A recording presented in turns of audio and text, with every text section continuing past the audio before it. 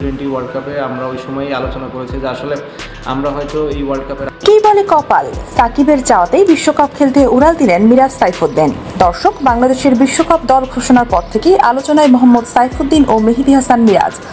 Zimbabwe সিরিজে সর্বোচ্চ 8 wicket পাওয়ায় সাইফুদ্দিন শেষ মুহূর্তে বিশ্বকাপ দল থেকে বাদ পড়েছেন।